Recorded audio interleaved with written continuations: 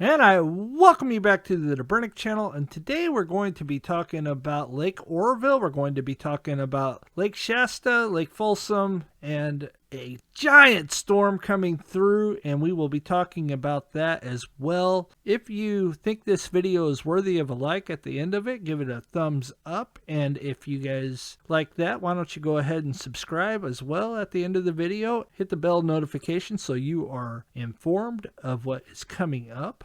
Without further ado, let's roll right over to windy.com. We are in windy here. In the next 12 hours, you're getting 0.34 inches of rain accumulation down here, 0.38, and up here 0.27. We go up to Lake Shasta up here on Mount Shasta itself, 0.27 inches of rain, and we roll out to the next 3 days, and this thing really starts to light up. 2.82 inches of rain over here, 3.89 inches of rain. You can see that Lake Oroville is going to get a lot of rain, and down here, up here in the valleys here, you're getting 3.74, and that's just in the next 3 days. We go to the next 5 days. Wow, this thing really lights up. 6.29, and people were asking about to go further south and over and talk about the whole state, and I don't have a problem doing that. We go over to Mammoth Lake, 4.4 inches. The Sierras over here are going to get slammed with a whole bunch of rain. Even over at Bakersfield, Los Angeles is going to get 3.3 inches in the next 5 days. Majority of that's coming in the next 3 days. So Los Angeles, you're going to get hit by a lot of rain. You're normally sunny and blue and not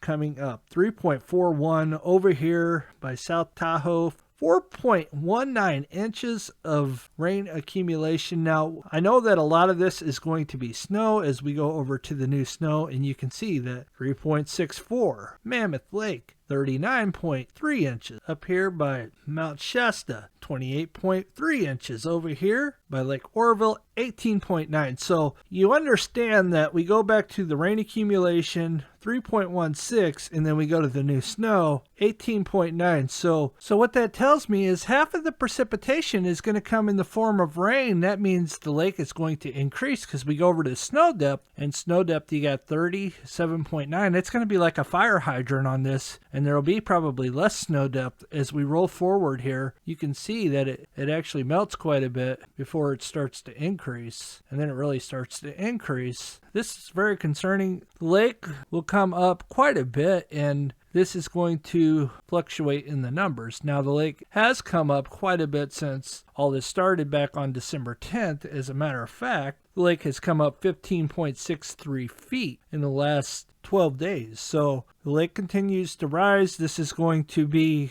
good outlook for the spring, but then we have some concerns coming up this spring, as if you recall from a video from 2017 that I did where we talked about the cracked headstock and the Tanner gates, and we'll be watching that this spring whenever that comes up. If anybody remembers that the Tanner gates leak, and that's concerning as they'll start leaking around 840 feet. So we'll watch that very carefully. We'll be looking at the levels here in a minute. I want to go over to the 72-hour map, see how much precipitation has fallen in the last 72 hours. As we roll over to the 72-hour precipitation map, you can see that just to the north of Chico, 2.0 inches has fallen in the last 72 hours. And you can see down here, 1.66, and over here, 2.21. So the lake should have come up quite a bit at Lake Oroville. We'll look and see what's going on at Lake Shasta. It doesn't look like they received as much rain, 0.5, so not a whole lot there. And we go down to Folsom Lake, and Folsom Lake 0.64 inches, and Tahoe over here just for kicks 0.3. Not a whole lot down here. We go down here and see what's going on, and 0.26. So Oroville's a big winner as far as precipitation goes in the last 72 hours. We go down here to San Francisco. Some viewers are down there and they were asking me how much rain might have fallen over there by San Francisco. I think they said they were over here somewhere, and 0.45. So thank you for tuning in there. South San Francisco over here, they got 0.45. My cousin who lives in Oakland, hello Neil, 0.44.